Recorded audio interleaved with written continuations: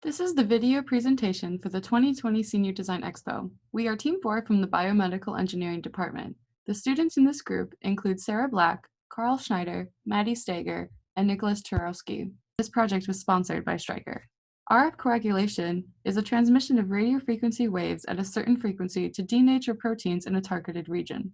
For bipolar RF forceps, the current alternates between the two tips, and this bipolarity prevents the transfer of current to non-targeted tissue during use. The RF forceps used in our project are for denaturing proteins in brain tumors. The original problem statement for our project was to create a model with computational and physical components that is capable of evaluating the spread of thermal and electrical energy when using the new generation of Spetzler-Malis bipolar RF forceps.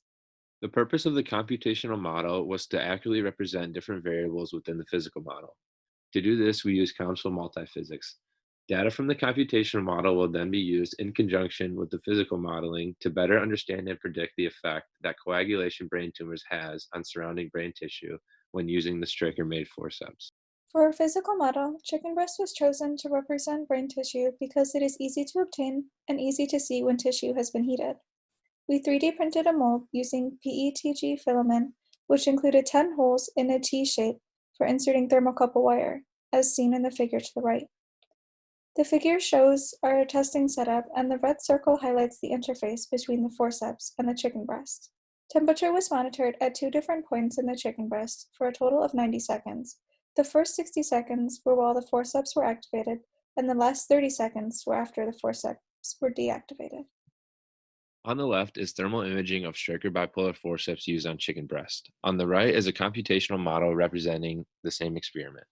This experiment shows the accuracy of the computational model in comparison with the physical model. The figure on the left below shows a point where the temperature is measured. The figure on the right shows the temperature at that point over a given time period. By using the temperature data collected from various points within the mold, we've been able to see the effects that changing the width, depth, and angle of the forceps has on the surrounding tissue.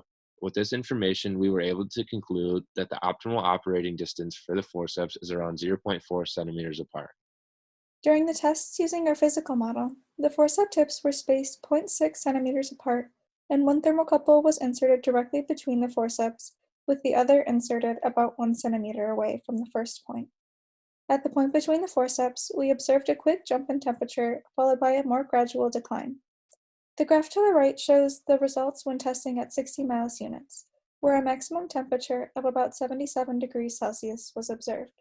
As it can be seen in the figure to the bottom right, the chicken breast tissue was cooked in a similar shape to what was shown from our computational model. The computational model showed that distance between the forceps tips during the application of RF energy affected the maximum temperature that was reached by the tissue mimicking material.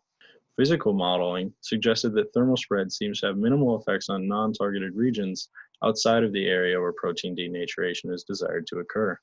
The next steps for this project include continuing to adjust the settings in computational multiphysics in order to better represent brain tissue in the computational model. Also, designing a new mold that will aid in positioning forceps and reducing error during testing will help with the physical model, as well as developing a polyacrylamide gel kept at body temperature, 37 degrees Celsius, that better emulates brain tissue than the chicken breast that we used for our physical testing. Finally, we'd like to acknowledge our academic advisors, Dr. Kirkpatrick and Dr. Jingfeng Jiang, as well as our industrial advisors from Stryker, Megan James and Mitch Baldwin. Also, Dhruv Patel from Stryker and Steve Lehman from the Biomedical Engineering Department were invaluable in helping us complete this project.